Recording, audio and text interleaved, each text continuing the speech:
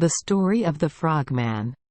During the Le dynasty, Mr. and Mrs. Tran Sao, on the full moon day of the seventh month, followed the custom of bringing gold and incense offerings to Long Hai Vong Temple to perform a blessing ceremony. This temple is on a mountain close to the coast and is famous for its sacredness. This time the couple brought their son Tran Sin with them. After the offering, the whole family gathered in front of the temple porch to prepare to sleep and pray for dreams. That night, Tran Sao dreamed that he saw a man with a red face and a long beard, majestic, wearing a silk shirt and a golden belt, coming before him and saying, "I am the Long Hai King who rules in this area. Seeing sincere people makes me very happy. I have a little daughter who is destined for your son. Now your son has grown up, so I came here to talk so that the young couple can get married soon. If you are also willing, then just let me bring the bride price to this temple. I will send the bride home. No need for any complicated reception." Tran Sao woke up thinking it was a strange relationship. He was both happy and scared. He quickly told his wife and children about the dream.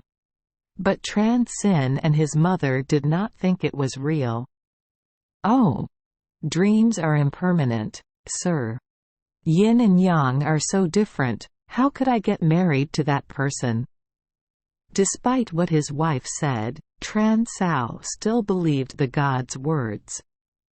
Returning home, he ordered people to kill pigs and prepare sticky rice and buy clothes and jewelry for the bride, etc. Just like preparing for a real wedding. Then, at the zodiac hour, he had his family bring it to the Long Hai Vong Temple and place it on the incense burner to pray as he had instructed. After finishing the work, he returned home to let me know. Sure enough, around dusk, when the family returned and had just crushed the beetle residue, everyone heard the elegant music of the flute resounding in front of the alley. They quickly ran out to see and saw the bridal procession bustling with relatives and servants, the only difference being that it wasn't people but all people. Everyone was surprised when a palanquin was placed in front of the gate, and from the palanquin stepped out a very beautiful girl with splendid jewelry. The girl seemed bold and went straight into the house, knelt down and bowed to Mr. and Mrs. Tran Sao and said, "I am Bok Na Long and obeyed my father's command to marry Tran Sin. Please sit up so I can perform the ceremony." After bowing, the girl gingerly stepped back to greet everyone very politely. When Mr. and Mrs. Tran Sao saw their beautiful and polite daughter-in-law, they were very happy. They called Tran Sin back. The two of them performed the ancestral ceremony and took each other into the room.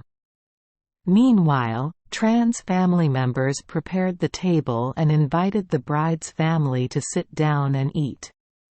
Even though they are frogs, they eat and drink just like humans. It was past midnight when the bride's family said goodbye and left. Only a few maids remained to serve the bride.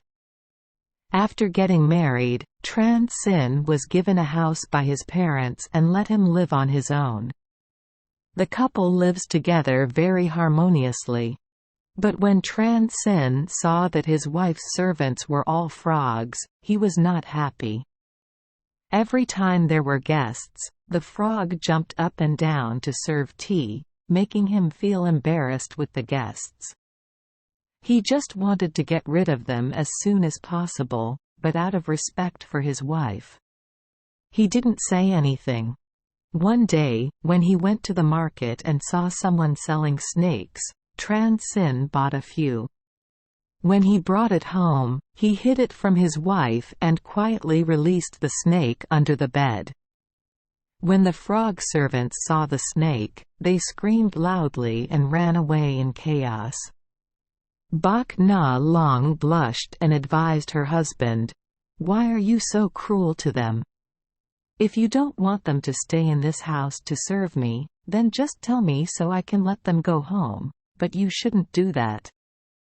Tran Sin was angry when he saw his wife say that and scolded his wife. The couple argued loudly. The anger that was about to calm down suddenly flared up. Tran Sin shouted, "If you want to go back, I won't stop you." Hearing that, Bok Na Long quickly ordered his servant to pack his belongings and waited until dusk, when both teacher and student took each other away. Seeing that their daughter-in-law was absent, Mr. and Mrs. Tran Sao came to their daughter's house to ask why. Tran Sin told his parents everything that happened and said, "I can't live forever with a bunch of frogs." Hearing this, Tran Sao scolded his son. Afraid of being angry, the couple ordered the offerings and forced Tran Sin to go to Long Hai Vong Temple to apologize. But when they arrived, they only saw a vast sky and water, with no mountains or temples anywhere. Thinking that the dragon god was angry, the three of them were scared and retreated back.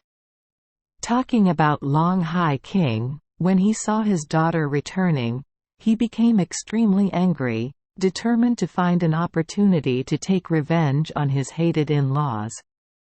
One day, Tran Sao's whole family came to visit.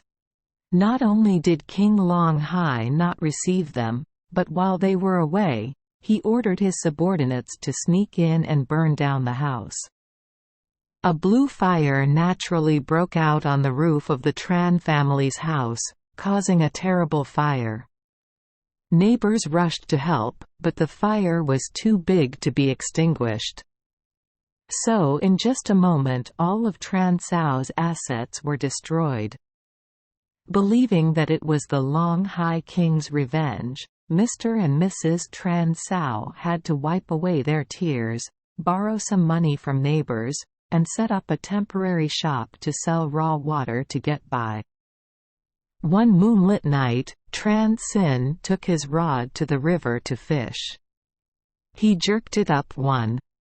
Remembering what had just happened to his family, he angrily threw the frog into the river. The second time it jerked up, another frog got caught on the hook. He threw it back into the water again.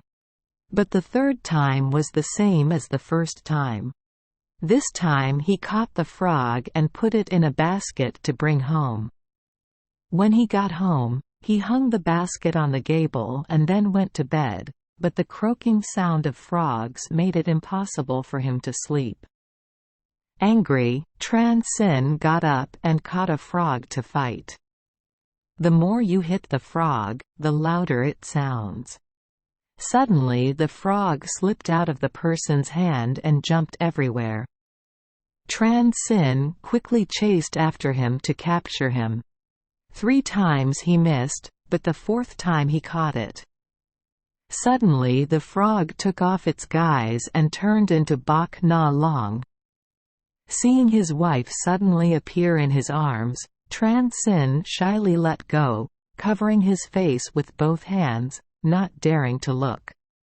Bok Na Long knelt down and said, "Letting your parents suffer is my fault."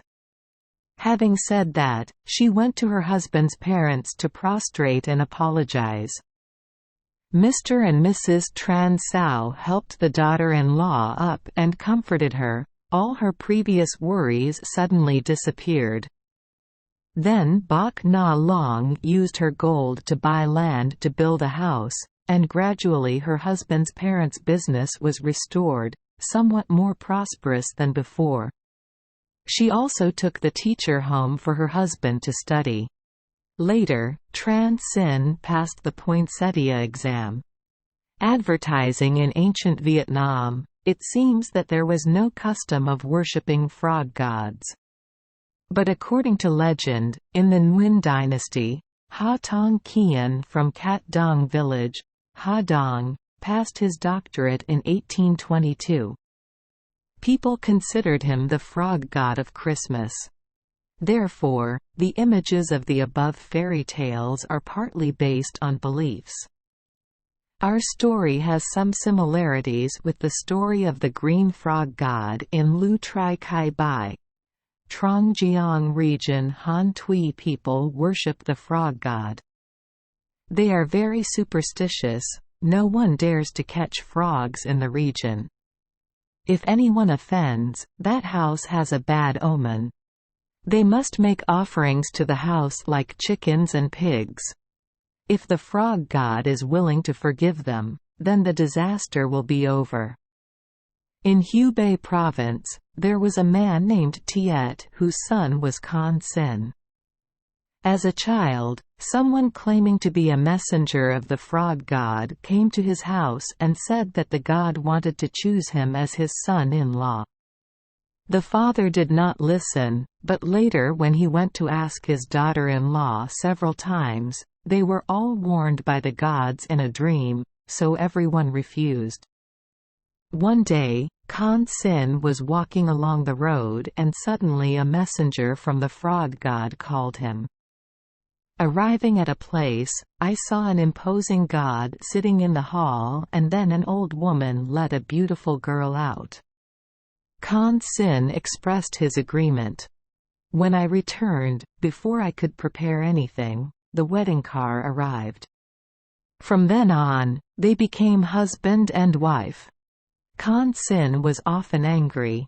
One day his wife spoke harshly, he cursed back, touched a frog and she left. Kan Sin still refused to go into the water. Then his mother got sick. The father had to go to the temple to apologize for his sins. The mother recovered from her illness and the wife returned to having sex like before. Another day, the couple had a disagreement and the wife left. Like our story, there was also the incident where Tiet's family caught fire. Kan Sin went to the temple and blamed the frog god, saying that if a disaster were to happen, he should just strike it on his head and stop making his parents sinful. He even tried to burn down the temple, but someone in the village intervened. That night, the frog god gave a dream to the neighbors named Tiet, telling them to bring wood to build a house for his son-in-law. Not long after the house was finished, his wife returned home more peacefully than before. Just like our story, there is a story about Kan Sin catching snakes, but here the husband wraps it up and asks his wife to open it. His wife was angry and left, swearing to break up. The father beat Kan Sin and then apologized to the god. Not long after, there was news that the frog god married his daughter to the owner of the Veen family. The Tiet family came to see the Veen family preparing a wedding car. Kan Sin fell ill and when he opened his eyes he saw his wife. Since then, his wife came to live together permanently and gave birth to 2 sons. In the area, anyone who has offended the frog god often comes to Kan Sin for help. He said he had to dress nicely and go into the room to thank his wife. If the wife smiles, there will be peace. Indians also have a story about a frog marrying man in the Mahabharata. A king named Adya asked to marry the frog king's daughter. The frog king pointed out one condition: he must not let his wife see water. The bridegroom pledged as he said. On the wedding day, the bride takes on the guise of a beautiful woman.